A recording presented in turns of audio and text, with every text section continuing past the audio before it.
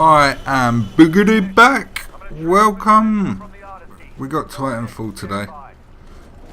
The game is finally here. I'm loving it.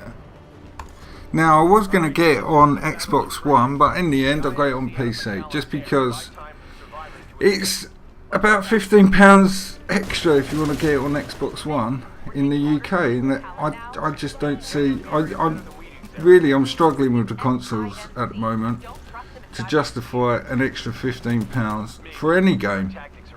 I mean, sure, I understand the value of some PC games that have a very small niche following and are extra money, but for a console game to be £15 extra is ridiculous. So we got it on PC, but I am using a 360 controller, which works fine for me. I don't have any problem against the guys on mouse and keyboard. I have noticed something funny going on with Titanfall, which really, when you think about it, it should be very much popular within the Call of Duty crowd, like the crowd of jocks I call them. But because it's got like a real sci-fi edge to it with the mechs and stuff, it's finding a community within the sci-fi PC hardcore area, which is quite interesting actually.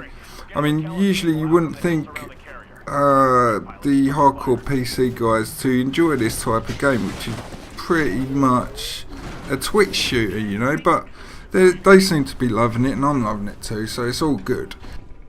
Okay, the topic of today's little chat is microtransactions, specifically microtransactions from Microsoft Game Studios, which make all the first party titles for the Xbox One.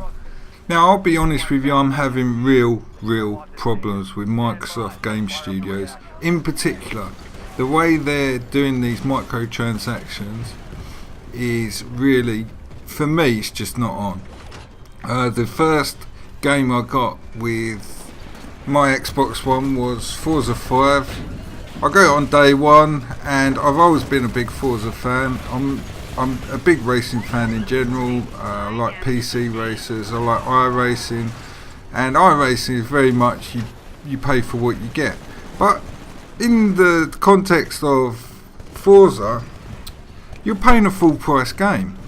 I mean, to get one certain car that to actually unlock in the game takes about 60 hours is just ridiculous.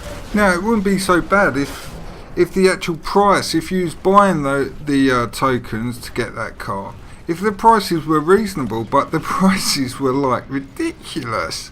The prices for the F1 car was like £40 to buy one car within the game.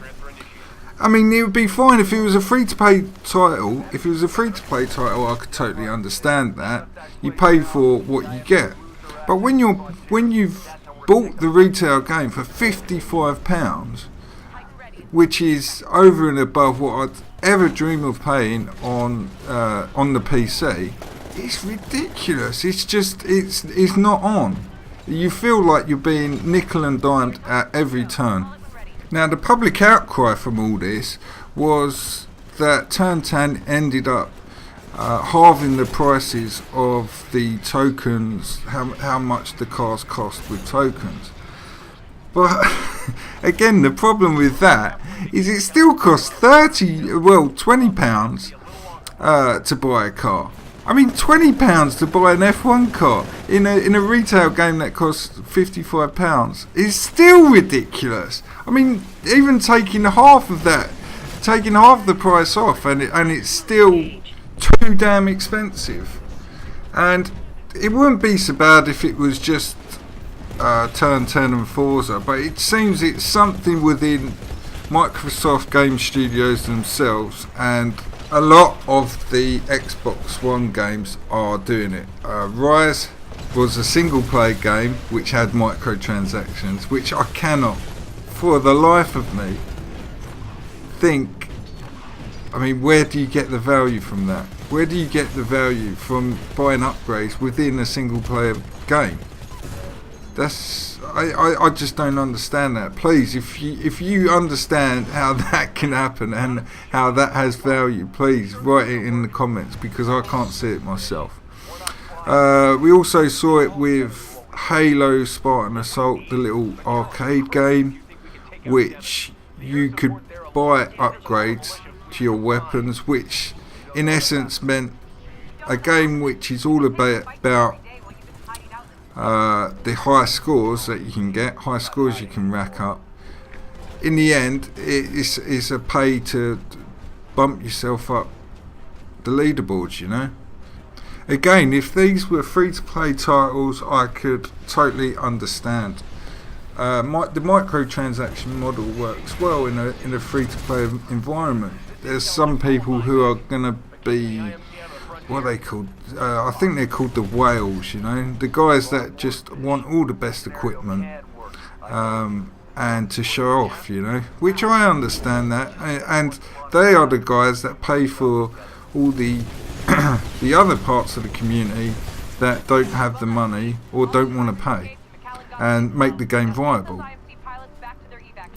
But when you're paying for retail games, that model, you can't, it's just a rip-off. It is a total and utter rip-off. So I am really struggling to justify the purchase of an Xbox One right now. Being a PC gamer as well is not helping, because it's not going to be my primary source of buying my games, especially when it costs an extra £10-15 more. The game I'm looking forward to most at the moment on the Xbox One is Fable Legends, and that even seems to, from all the little whispers we've heard about it so far, it seems it may have quite a lot of microtransactions in it. So I'm pretty worried about that as well. But we will see. I just hope this E3 is going to be a good E3 and we get some good games without microtransactions. Right, the game's over. Thanks for watching, guys, and I will talk to you again very soon. Should be uploading a bit more Titanfall as well.